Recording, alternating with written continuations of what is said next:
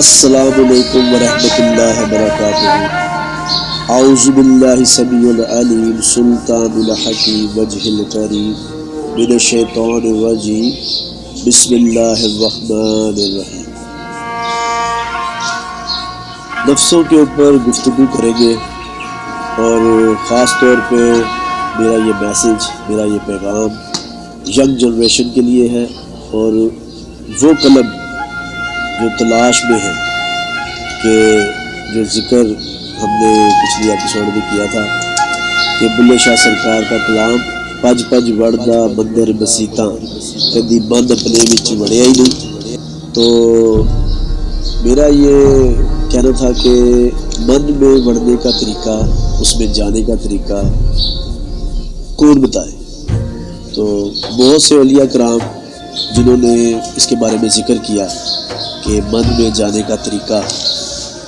لیکن آج کل کی ینگ جنریشن جن کے لیے یہ بہت مشکل ہے، یہ بہت مشکل سوال ہے، اور اگر کوئی اللہ کا بندہ اس تلاش میں نکلتا ہے تو اس کی ایک پوری عمر چلے جاتی ہے لیکن اس کو اس کی تلاش نہیں ملتی۔ بہت سے متلاشی ہیں، ایک وقت تھا میں بھی بڑا متلاشی تھا، پورا 22 سال کا عرصہ جو کہ اللہ کی مہربانی سے تلاش میں رہے، پھر پیر و مرشد کی برکات، تصرفات اور نظر کرم سے،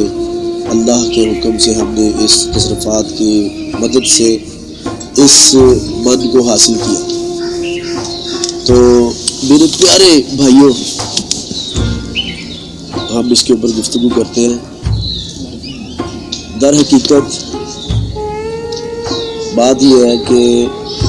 نفسوں کو جاننا یا پہچاننا آج کل کے دور میں بہت مشکل ہے۔ جہاں پہ بھی نفس کی بات آتی ہے وہاں پہ یہی بات آتی ہے کہ نفس کو مارا جائے،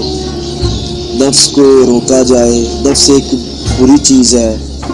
قرآن پاک میں اس کا ذکر ہے، نفسوں کے برے نفسوں کے بارے میں ذکر ہے، اور زیادہ تر لوگ جو ہیں وہ اس کو برا ہی سمجھتے ہیں، لیکن ایسا نہیں ہے۔ میں آپ کو نفسوں کو پہلے ترتیب بتاتا ہوں۔ سب سے پہلا نفس جب انسان پیدا ہوتا ہے تو اس کے اندر جو ایک نفس، پہلا نفس جو اس کی تربیت کرتا ہے، جو اس کے ساتھ ہوتا ہے اور ساتھ رہتا ہے مرتے دم تک، اسے نفس امارہ بولتے ہیں۔ اور نفس امارہ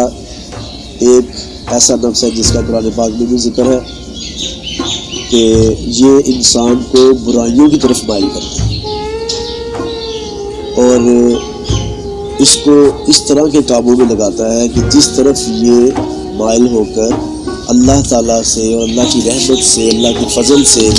اور وہ جو سب اشرف المخلوقات کو اللہ تعالیٰ نے اذن سے نوازا ہے، وہ ان سب اذنوں سے اس کو دور کرے۔ تو میرے پیارے بھائیوں، وہ لوگ خاص طور پہ جو مجھے دیکھ رہے ہیں، جو تلاش میں ہیں کہ وہ اذن، وہ اشرف المخلوقات کے وہ اذن جو اللہ نے اس کو بخشے، ان اذنوں تک کیسے پہنچا جائے۔ ہر کسی انسان کا اپنا اذن ہے۔ تو نبی پاک صلی اللہ علیہ وآلہ وسلم کا یہ ارشاد ہے، وہ فرماتے ہیں کہ جس نے اپنے نفس کو پہچانا اس نے اپنے رب کو پہچانا۔ تو ذرا غور کیجیے گا کہ نفس کی پہچان رب کی پہچان۔ تو نفس کو پہچاننا،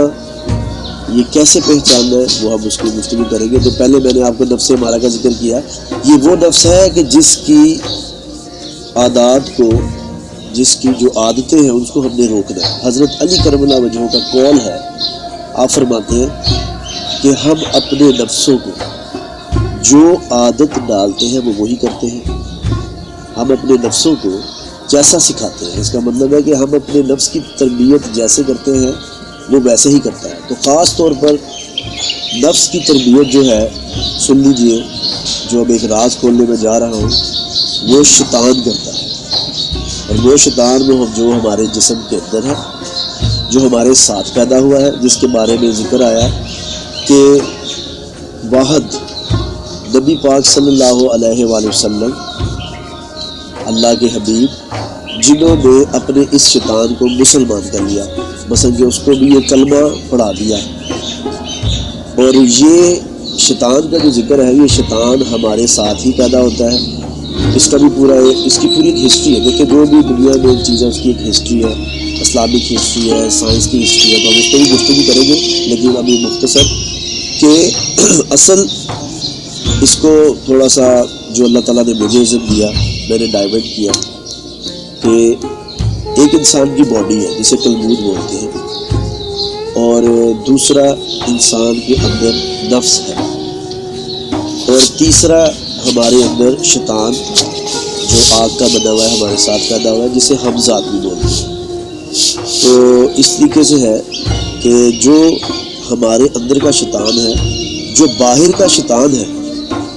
وہ اس کو میسج دیتا ہے، اندر کے شیطان کی تربیت کرتا ہے، اور اندر کا جو شیطان ہے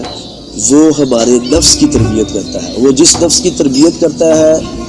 اس کو بڑھاوا دیتا ہے،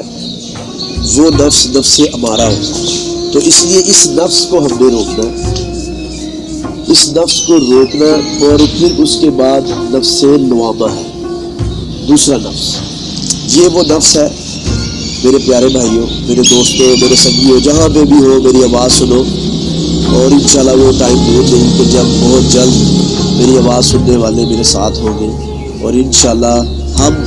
نبی پاک صلی اللہ علیہ وآلہ وسلم کی وہ بات، وہ حدیث جو آپ نے کہا کہ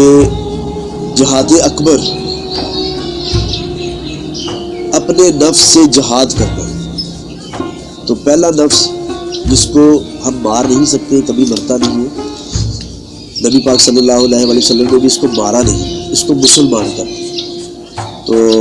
وہ اللہ کا ایک اذن تھا، اس سے پہلے کبھی کسی پیغمبر نے اس کو مسلمان نہیں کیا، یا اس کے بعد کبھی بھی کسی ولی نے اس کو مسلمان نہیں کیا۔ لیکن یہ ہے کہ اس نفس کو روک دیا جاتا ہے، باندھ دیا جاتا ہے، مسخر کر لیا جاتا ہے۔